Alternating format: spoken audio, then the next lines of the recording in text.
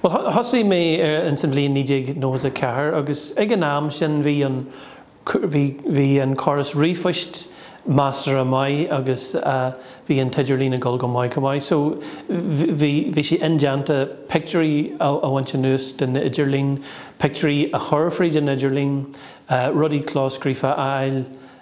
mar alt agus mar ólas le choraiste in san iris. Cumhaile sin fuair muid rudí labhscrífa ó bhaoine agus bégan tú iad a chlá maith. But go bunas a thugmaid pacaiste don clódúir. Ag an tús rinn mé na lehannaí printalte nó clóhailte agus chuir sa fástaí don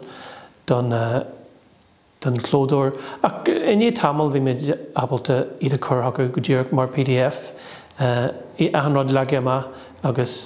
printalú go dtíreach an rud a chuir méid ag na clódúirí. So it's come cé có mai is bhéh na clódúirí agus an legan maithar an siad an tíirse a bhí a gine le rudaí agus thugad leat iné tamil thugad lomsa go maith agus picture ghlacu teachtarráis sí é chuiriste in san naid a bhhailm ag an bhéid a bhhailm agus éfach beidir níos mó a bheith agam agus tionathair níos mó a bheith agam an rud a bhí a gine. Cumáile sin nuair a scríb daoine rudaí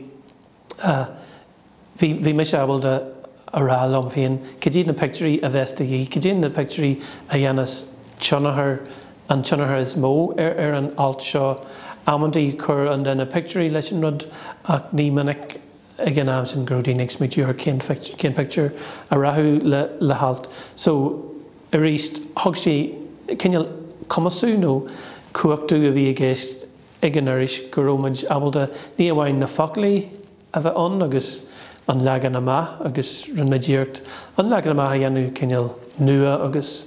inléite agus spragul ach le dearú agus le picturí bhí méid abalta chur lei sin. Ó an go céile bhí méid abalta go ag daoine cumáid agus beidir dearú níos fearr agus dúir mar thuin rud a raibh bhí méid abalta nua honrú an legan amach nó an dearú ail. So bhí sin na codú cumáid agus ag an dearú bhí legan amach nua an agus dearú nua agus do mar go níorthú leanans linn sílan go méo sin inta éfachta.